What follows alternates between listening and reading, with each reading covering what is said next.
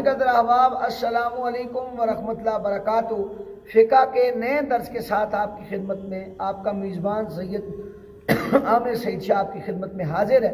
गिरामी कदर अहबाब, आज हम सुन्नतों को मज़ीद डिस्कस करेंगे। नमाज की जो 51 सुन्नतें थी उनमें क़िराअत के मुतल्लिक़ आज सुन्नतें बयान करेंगे। गिरामी कदर अहबाब, याद रखें फजर और ज़ोहर की नमाज में फातिहा के साथ मिलाई जाने वाली सूरतों का तवाल मुफस्सल में से होना और असर और इशा की नमाज़ों में औसात मुफस्सल में से होना और मगरब में क़िसार मुफस्सल में से होना, ये सुन्नत है। अब ये आप समझ लें तवाल मुफस्सल, औसात मुफस्सल और क़िसार मुफस्सल क्या है। ये सूरतों की एक फ़हरिस्त है जो उनकी तवालत के हवाले से है।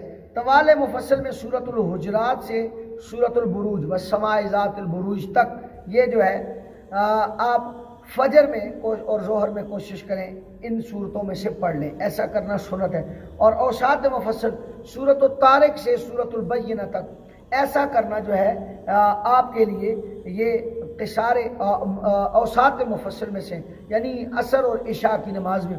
और जब मगरिब की नमाज पढ़ाएं तो उसमें क़िसार मुफस्सल में से, यानी सूरतुल ज़िलज़ाल से लेकर इज़ा ज़ुलज़िलतिल अर्ज़ु ज़िलज़ालहा से लेकर सूरह नास तक, इन सूरतों में से अगर कोई आप पढ़ लें तो ऐसा करना क्या है, ये हुजूर की सुन्नत में से है।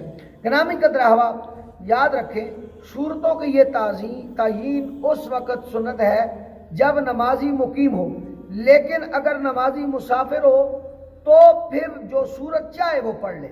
सिर्फ फजर की नमाज में पहली रकत को दूसरी रकत से लंबा करना ये सुन्नत है। गिरामी कदर अहबाब, क़िराअत से मुतल्लिक़ ये सुन्नतें थी जो आपकी खिदमत में पेश की। अल्लाह पाक मुझे और आपको इन मसाइल को समझ कर इन पर अमल करने की तौफीक अता फरमाए। अस्सलामु अलैकुम व रहमतुल्लाहि व बरकातुहू।